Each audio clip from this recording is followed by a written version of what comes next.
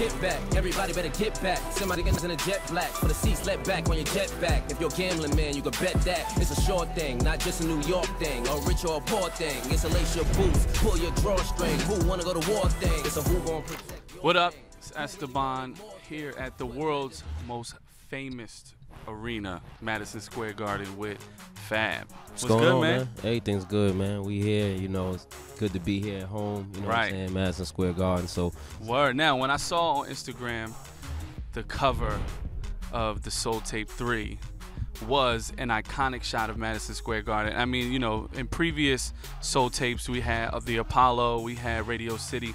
This one was the Garden. I was like, we gotta bring him to a suite in the Garden and do this right. Now, what is it about? You know, why was the direction? That's why I rock with Fuse, man. Y'all paying attention. You know, a lot of guys wouldn't have caught that, but you know, you guys got that. Now, what was the thought process behind like these black and white iconic New York venues? Like, why did you want to put those on your cover? One, definitely because I was a New York artist, and with the evolution of those venues as well. You know, starting from Apollo to Radio City, and then, you know, I guess the only thing where you could say bigger was Madison Square Garden. So you know, I wanted to show that, you know, keep stepping up a notch. You know, now we're showing and telling that's where I aimed for. Now, this is not your first Christmas release. No. You know, 2 years ago you dropped There's No Competition 3. Yeah. Death Comes in Threes. And this is also not your first Christmas release of the third installment of a trilogy as well. Right. So you guys are really paying attention. Yeah, man. Come on. I just think holidays are a dope time to release, you know, especially free music where people could, you know, download and have it as something to do during their holiday. Christmas is, you know, it's a great holiday for kids, but the adults, you know, maybe not as much. They don't get as much, so maybe, you know, giving them a free tape is, you know, something they get to look forward to. You know what I'm saying? Now, what is it about like the S.O.U.L tape? Like the first time you did it, it was kind of not a shock, but it was like refreshing that, you know, Fab jumped on these dope soul samples, and now that, you know, we're getting installments. What is it about these soulful samples that, you know, that you gravitate toward? You know, just a different feel for music, you know what I mean? And a lot of people weren't doing it at the time. Maybe some guys who on the underground circuit, but not a lot of mainstream artists or, you know, commercial artists, so to say. You know, that's one of the reasons I ended up doing it. I was like, it's a different feel of music. Each one of them is still in the same vein, but I don't want it to sound repetitive where it sounds exactly like the other. And I even think this one is a little different from the previous three as well. It still has those soul samples. This one I feel is a little more street than the other ones, you know what I'm saying? It's just a little more edgier, I would say, you know what I'm saying? And it's not as smooth and subtle. It has its smooth and subtle parts, but it's not all the way a smooth ride. Word. I think the from a business standpoint, the S.O.U.L tape is also dope because, you know, budgetarily trying to clear samples is a headache sometimes. Sometimes it's not, you know, worth it, you know, financially. And then for producers, trying to play samples a lot of times is a headache. So this is like the perfect medium between the two as well, for you to flex on some of those beats that you love and for them to, you know, actually get a placement, so to speak.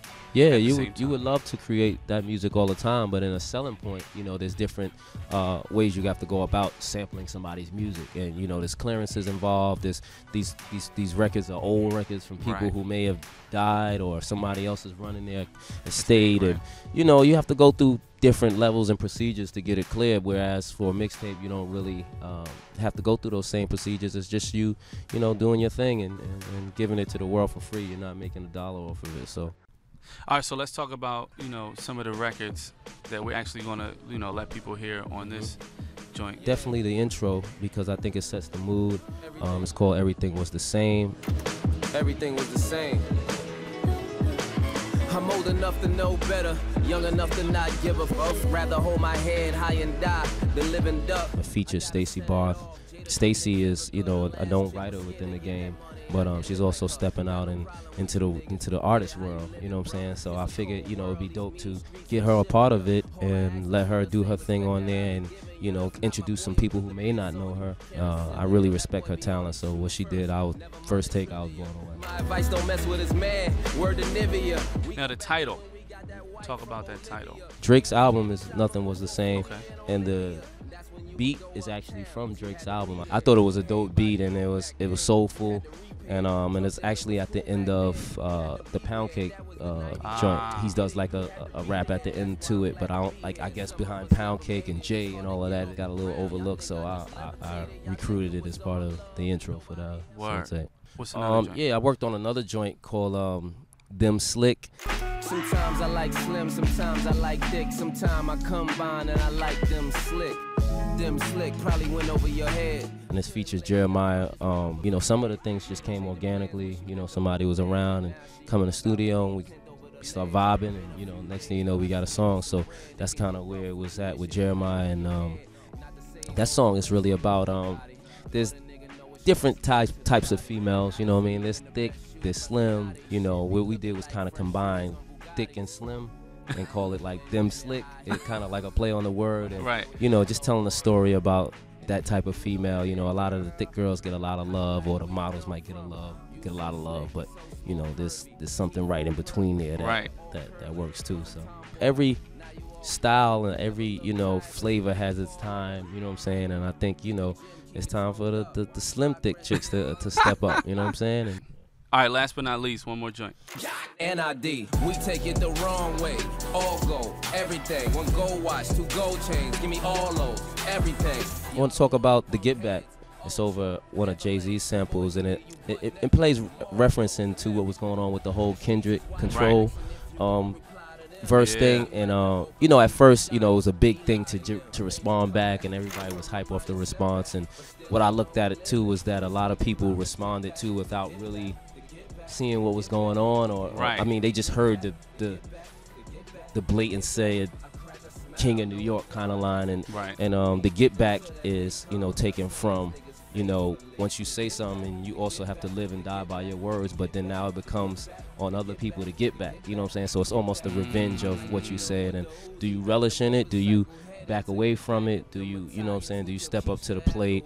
You know, a lot of times people don't always think of the backlash or what's going to come back. And I touched on the Trinidad James thing because he was somebody recently who, you know, said something, and people were, you know, in an uproar about it and what they should do about it, and you know what I'm saying. And even myself, at first hearing, I was, you know, ready to just go in the studio and just fire it back, because it just felt like somebody kind of disrespected your home. And so I sat and listened to it, and I heard different things. And even I spoke to, you know, some of the OGs, and they just was like, yo, you know, take your time, see what's going on with it. Don't just jump out there, because a lot of people were also jumping at it just for the attention's sake.